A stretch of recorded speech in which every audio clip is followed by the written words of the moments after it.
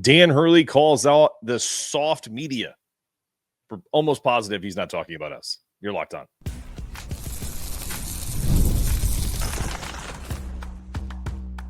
You are Locked On UConn, your daily podcast on the UConn Huskies, part of the Locked On Podcast Network, your team every day.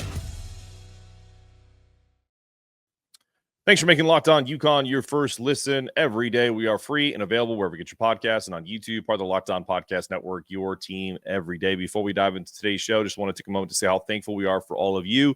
We appreciate all of your support. We're proud to say we're the only daily podcast covering both the men's and women's basketball programs, the hoops capital of the world, and we're thrilled to bring you the coverage you deserve. So to show that gratitude, we're giving back. We're donating 10% of our revenue to Husky Ticket Project, helping send underserved kids to UConn games. We're super excited about that.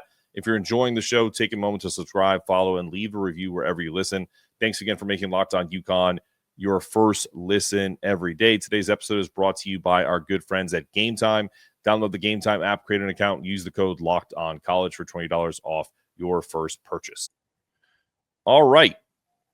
We have a special guest today. He's the man behind the mic for some of the greatest moments in UConn history, the 9-time Connecticut Sportscaster of the Year and legendary voice of the Huskies, Joe D'Ambrosio. Joe, you've been around a lot of coaches in your day, and let's talk about a correlation between two specifically. Jim Calhoun wasn't exactly Mr. Congeniality with officials, and I remember when some would call him the Northeast Knight in reference to Bobby Knight, Husky fans related to that fire, and now they're in the same boat with Danny. Is that why he's so beloved in Connecticut? And, back-to-back titles doesn't hurt any as well. Oh, I think absolutely, Mark, and it's nice to be on with you here.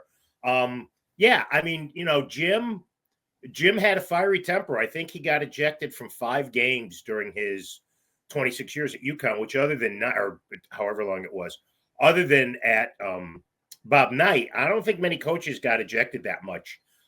He was a fighter. He thought he had to fight for everything, especially coming into the Big East where UConn was looked at as the little stepsister. Mm-hmm. And I think when Danny took over, he felt the same thing. I think he felt that he needed to fight for everything for his team. And I think that's just who he is. I mean, neither of them, it's not an act for either of these guys. Right. That's who they are personally. And you can't have it both ways. You can't say you love his fire and then you get pissed off at, some of his antics. Now, I think there's times that he goes over the top. I'm not going to lie to you. I think there is. But there's also times that he's just fighting for what's right. And I thought it was very telling, Mark, the other night in the post-game press conference where he said, yes, we commit a lot of fouls, and that's a big problem. But we're not getting the fouls called against us when we're getting held and bumped and moved off of picks and screens and that sort of thing. I think the national perception, because of his rant after Maui, has become even more negative towards him. I think people look at him as privileged, and that he's not, even though he grew up in a great house, in a great household. He had to fight for everything that he had. So, I think UConn fans don't really care about or shouldn't care about the national noise. Yeah, I think from my perspective, it's like a double-edged sword, right? I'm now a member of the media, whatever you want to call it, the new media, right, with podcasting. Yeah. But I'm also a rabid diehard fan, and I did a show yesterday specifically on. I've never met Dan Hurley. I've never actually spoken to the man other than in media availability, like through Zoom. Like, hey, this is Mark. Hey, how are you? He's always been cordial, right? So I don't know him personally, but what I do understand about him is a very similar personality to me. And him and I are like simpatico. If we grew up in the same time, he's probably 10 years older than me. We probably would have been great friends. And the reason why I say that is because, just real quick, like when I was playing Connecticut high school tennis, there was an article written in the Meriden Record Journal where the director of the Class L state championship, I won that in '99, and it's quoted as saying, "When you watch Mark play tennis, it's like watching a street fight." Which is great, which is the attitude you have to have. But I relate to that. I relate to him fighting for everything. When people would say something that I would make up a controversy. Like I would look at the crowd and get upset if they did something to my opponent to pump him up. I'm the exact same way. So I totally relate to that. And my wife, if she was in the room, would probably be like, that's why we relegate you to upstairs to watch games so you don't scare the children. So I think he relates so much to the average fan like me and the rabid fan.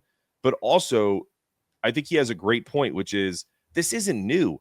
Officials have to have a thick skin no matter what level of play. Like if you're doing this at your son's 7th grade soccer game, then maybe you have a problem. But this is highly competitive college athletics, now kind of semi-professional college athletics, if we want to be real about it.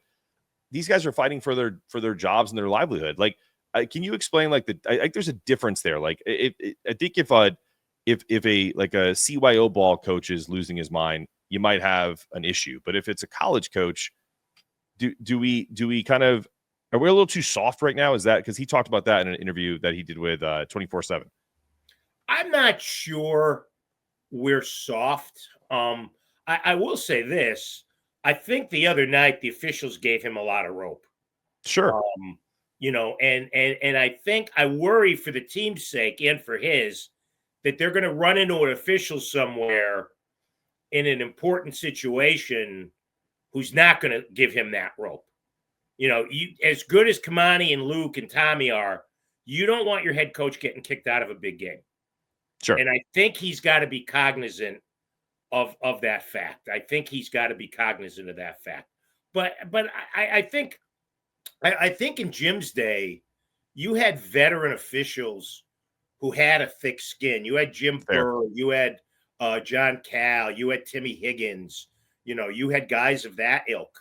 I know people want to rag on Breeding, but he's been around. Brian O'Connell's been around.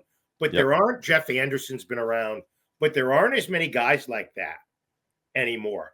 And I think that's part of the idea where Danny feels he can gain an advantage on the officials by trying to intimidate them a little bit. Sure. Jim knew you couldn't intimidate those high-level guys in his day on the sidelines. Even Teddy Valentine, who was the first official to ever kick Jim out of a game in the 93 Big East tournament against Georgetown. TV Teddy, exactly. Who was actually a really good guy. Awesome dude. Very friendly before games and stuff like that. But he liked the limelight, and he didn't like the coaches impinging on his limelight. So, I think what UConn fans have to do seriously, Mark, is just forget about the outside noise. They can't, because that's not the way fans are created. But ignore the crap from everywhere else and just concentrate on your emotions towards your coach, who you love, who's brought the program back to equal heights of what Jim did. Last question on this, and then we're going to pivot to the Xavier preview. Do you think part of this, and I think this is true as well, because we talked about this on the live show that we did together a couple days ago. I think he does a lot of what he does because there's a part of him that feels, this is me just being, it's assuming, not necessarily knowing this is the truth, but I feel like he deflects a lot of the tension from his players having struggles in what we perceive struggles this year, even though they're having a pretty decent year with all the three-peat stuff and everything that comes with it, and kind of making it back to him versus someone maybe, talking about how Alex has had a tough stretch, or, Solo doesn't play defense or any of that stuff. I think by having the spotlight on Dan, it kind of masks some of the kind of the sores that UConn has this year on this current roster. Do you agree with that? I don't doubt it. But as we also said on the live show, he's the guy who pushed the three-peat theory. And as I told you, I think this team is playing under that heavy burden. I agree. If they had gotten a 15-2 or 16-3 in the middle of the year, then you can say, hey, we have a realistic shot for a three-peat. The way they're constituted now, I don't think they can win the national championship. I just don't think. I think they have to play a lot better. I mean, obviously, whenever they get McNeely back, that'll improve them as a team. It won't really answer the point guard depth question which Sure. I think is an issue because there's going to be games that Haas gets in foul trouble, and I don't think you trust Mahaney or Noel to run the point for long periods of time. So maybe you make it a point forward thing with McNeely. But yeah, I would think that's a possibility, Mark, that he's deflecting the criticism from the players onto him, and that's a good coaching move. For sure. All right. When we return, I'm going to take a quick break and pay some bills, and we'll be right back with Joe D'Ambrosio after this. Attending an NFL playoff game has to be an experience like no other. The energy, the excitement, and the connection with other fans are unmatched. I'd be lying if I said I remember the thrill of seeing my own favorite team clinch a playoff win live, because I haven't. But I would imagine if I did, the memories would be something that I'd never forget. And this year, Game Time makes it even easier to create those unforgettable moments with their new feature, Game Time Picks. It filters out the fluff and shows you only the best deals on great seats, so you can focus on what matters, being there. I use Game Time Picks to grab tickets for an upcoming playoff game, and it couldn't have been easier. I found a super deal that gave me incredible value for amazing seats, and I could even preview the view from my spot before buying. The all-in pricing is a game changer. No surprise fees at checkout. Plus, knowing my tickets are backed by the Game Time Guaranteed gave me complete peace of mind. So here are some things that you can expect from Game Time. Super deal is the best value for every event. Seat views before you buy. Curated deals make it even easier to find the best price on great seats. One-time ticket delivery, lowest price guaranteed, and you get event cancellation protection and job loss protection. Absolute no-brainer. So take the guesswork out of buying tickets with Game Time. Download the Game Time app, create an account, and use the code LOCKEDONCollege for $20 off your first purchase. Terms apply. Again, create an account, you redeem the code LOCKEDONCollege for $20 off. Download Game Time today. Last-minute tickets, lowest price guaranteed.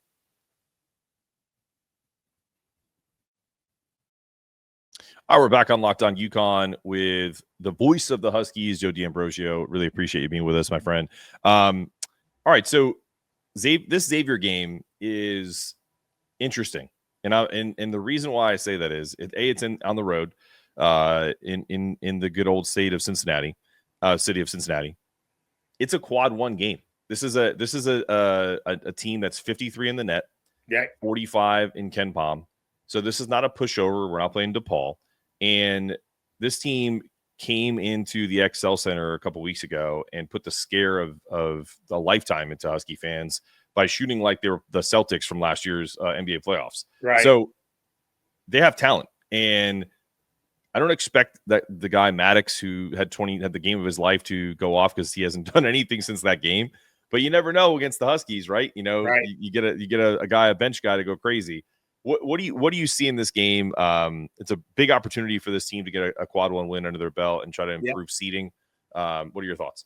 Well, I mean, that first game was another one of those games, Mark, where UConn built a big lead and frittered it away. Now, Samson Johnson didn't play in that game. Yep. Terrace Reed had 20 points. And as I've said, if you can get 20 points out of the center position, however you get it, you're ahead of the game. Zach Fremantle didn't play for Xavier. He's arguably one of the 10 best players in the league. Sure. They're playing better. It was interesting what Sean Miller did after last year. It was Deion Sanders-esque going to Colorado, where he ripped the roster apart. Mm-hmm. He brought in 10 new players. He brought in kids who are on their third school. Certainly the kid in the backcourt, the Conwell kid, has been terrific. He's a legit Big East All-Star, as I think Fremantle is. I don't have any knowledge of this. I don't think we'll see McNeely yet.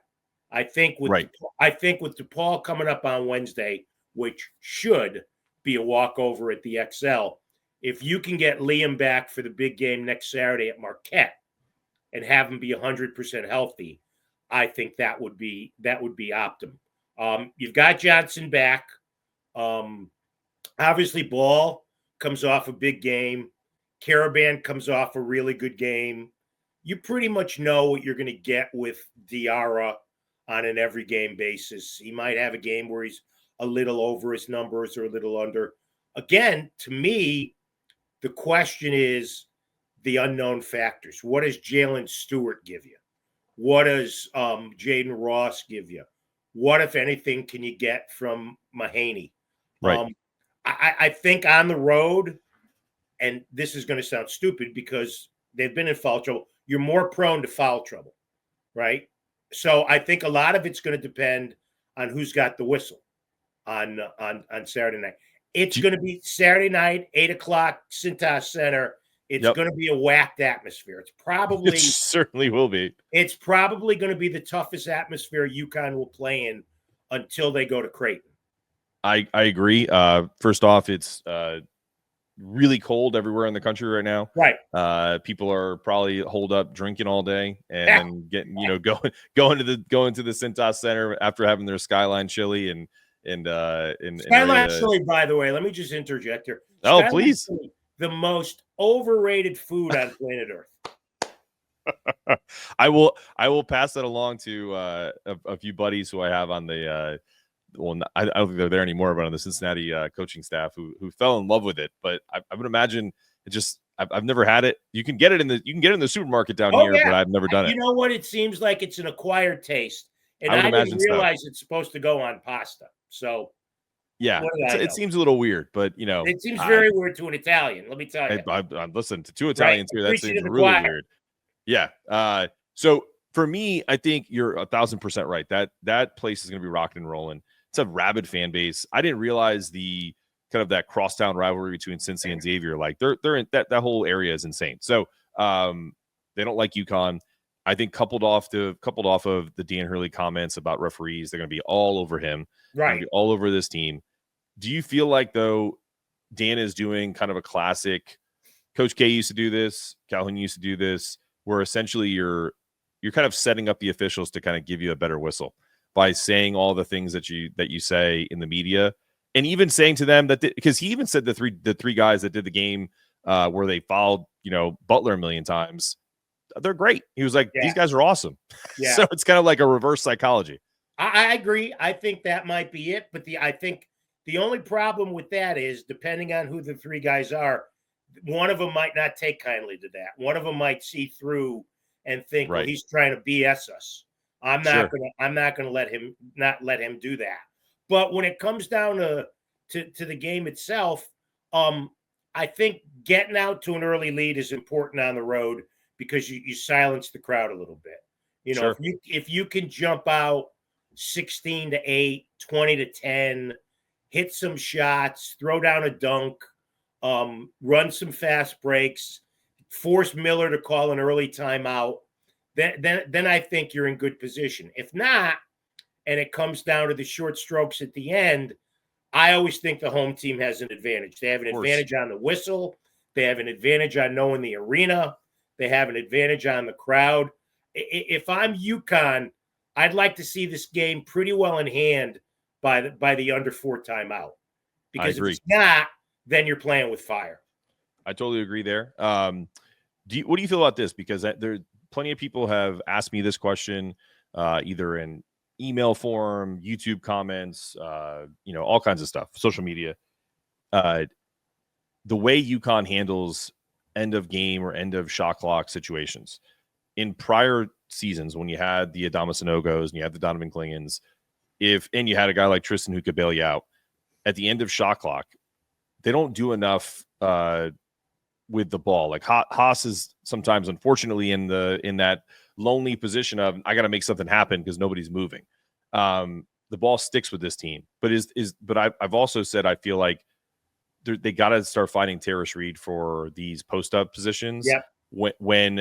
When it's crunch time, when the three isn't falling, when you're on the road in these tough environments. Exactly. Do you think that should be part of the game plan going forward? I mean, Adama Sanogo was essentially a slump buster. Right. You could get him the ball in the post and let him go to work. And I think to a lesser degree, Terrace is similar to that. I mean, he's bigger, he's not as polished, but he's shown that so far this year in stretches. What are your thoughts? I think I agree with you. We said this the other day. My one criticism of Diarra would be the ball sticks to his hand too much, especially in late shot clock situations. And then he did this a couple times the other night. So the ball's sticking to his hand. There's 8 on the shot clock, and he gives it to Johnson 20 feet from the hoop. Right. Nothing good is gonna come out of that. What I would like to see more of, Mark, is when the shot clock's running down, take Alex, Stewart, even Ball to a degree, Ross. I think you'll see it from McNeely. Take the ball to the hoop, because if you create contact, you should, operative word should, get a foul called in your favor. Or if a guy comes over to double team, then you can get the ball to Reed. Then you can get the ball to Johnson and have them have easy shots.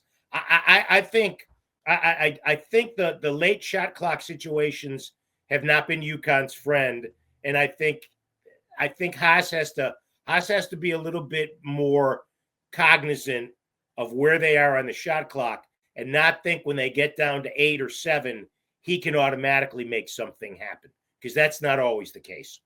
For sure. It's definitely not his game. All right, we're going to get to the next topic here in one second here. I'm going to ask Joe, do you think this is a win for UConn? Do you have a prediction for me, or are you going to I think it's too close to call. I think 50-50. I think it comes down to a one possession game. All right, fair enough. I'm with you on that. I don't. I mean, obviously, the fan of me is going to say it's a win, but I think the analyst or the objective person in me realizes that we've been watching a lot of close games, whether it's been home or away. So right, exactly. I think it's going to be a tough one. I think it's a one possession game. Totally agree. We'll be right back and talk about Joe D's favorites. No ads on this one, so we're going to jump right into it. All right, Joe, you've been around for a while, covering 100 years, 150 years at least, right? I got to ask you, man, this is something that I miss this every time I go and order a mediocre pizza here in North Carolina. What's your favorite pizza spot in Connecticut? Well, I have to qualify it because I have a gluten allergy. Okay. So I have to have gluten-free pizza. I have a summer house on the shoreline, and a place called Old Saybrook Pizza Palace makes a terrific gluten-free pizza, as does a place up in Bloomfield called Bloomfield Village Pizza. So I would say for my needs, those are my two favorite. Did you find that out later in life? Did you find out you had a gluten allergy? I found it out when I was 46 years old. Okay. Because when I was growing up, and I'm 7, I'll be 72 in July. Yep. When I was growing up, that wasn't a thing. Sure. Having celiac sprue and having a gluten allergy, everybody just passed by it. Nobody knew what was going on. And then as science became more aware of what was going on with the body, and I was having the unpleasant symptoms, sure, I went for a test, and I was diagnosed with that. And let me just say this before we get off that. When I was first diagnosed with and had to eat gluten-free foods, it was like crap that they would feed prisoners on Gitmo. It was awful. It's come a long, long way. So I would say for my needs, Old Saybrook Pizza Palace, Bloomfield Village Pizza, very good. So it as far as what was your thought process when you were 46 years old and you get diagnosed with this, and you're an Italian, as I am, and you start thinking, well, God, what am I going to eat? There's pasta, everything has gluten. What was the realization, and also over time, as things have gotten better, as you said, has your outlook changed from when it first happened to now, obviously? Well, when it first happened, I realized that I had to change my diet because I didn't want to have the symptoms get even worse. For sure. It was just a matter of having some discipline and deciding, I've got to eat this way. I used to, I would eat a lot of pasta. My pasta intake decreased severely, but I could still, at that time, even though I've changed my diet again over the last couple of months, I could eat steak. I could have potatoes, stuff like that, chicken, everything, fish, everything like that. So it was just, and I had already eaten my share of pasta in 46 I hear you. years. So I hear you. I didn't have to overindulge. I totally hear you. Are you a golfer? I am a golfer, a horseshit golfer. And my favorite course, I have two, both up here, Wintonberry in Bloomfield. Okay. is a great course, and is for its as nice as the course is, Monday through Thursday, being a senior and living in town, I can go out and play 18 holes for $38, That's fantastic. which is phenomenal. And the other one I really like is Rockledge in Okay. West Hartford, one of the great munis around. They do a phenomenal job of maintaining the course. So those, when I play, I try to play those two courses. But I've been lucky, when I was in my prime, and I'd get invited to a lot of these charity golf tournaments to MC the banquet afterwards, and they'd stick me in a foursome. I got to play some great tracks. Who have you played in a foursome that's like notable to UConn fans that you had a great time with, if any? Well, I've played with Jim a couple times. Okay. My favorite experience, and people are going to laugh at this, was with the Governor Rowland. Okay. I played with him at the the Travelers Media Day, whatever it was at the time. And because he's governor, his chief security guy is with us the whole time and was our four caddy. So we'd be on the tee, and he'd be 230, 240 yards down the fairway and able to find our errant tee shots and stuff. But I played with Donnie. I've never played with Ray. Ray's tremendous. Donnie's great. But I would say those people were my favorite. Okay. What's your favorite interview you've ever done, and why? Wow, that's a good one. I would say, you know what? That's a really good question. I've never really thought about that. Doesn't have to be UConn specific. I'm just curious. Oh, well, I always liked interviewing.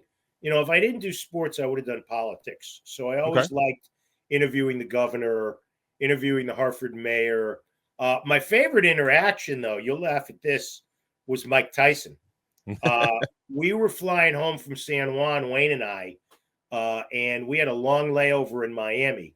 So we went to the American Airlines lounge and stuff.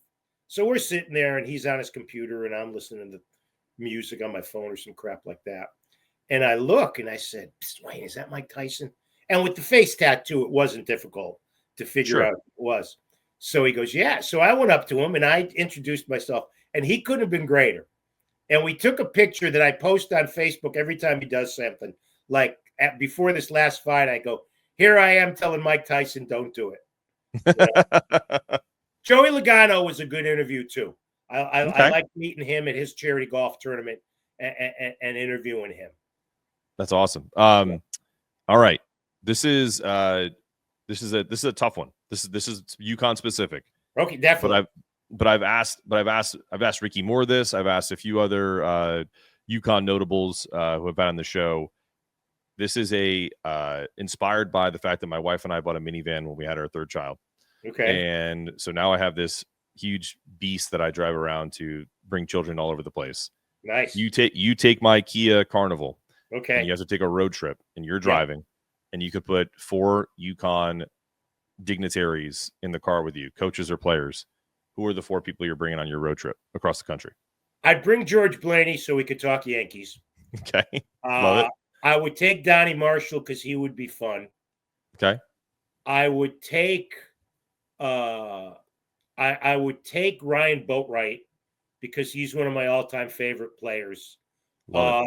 And I would take Emeka just in case we got lost. He'd be smart enough to find out where the hell we were going. Or if the GPS broke, you definitely need his. You'd need his smarts for sure. So it'd be Blaney, Boat, Donnie, and Mech. I love it. You've mentioned Donnie a couple times. I'm because we're friends and I respect you. I'm going to lay off Donnie on social media because I love him as a player. I know he's a great guy. God, man, he frustrates me on the call. I won't lie to you. You know what? A lot of people feel that way. I'm biased because I gave him his start. I get it in broadcasting, but that's the thing, Mark, and you know this now that you're doing this as a business, is that no matter who you are in this business, you're going to have your detractors.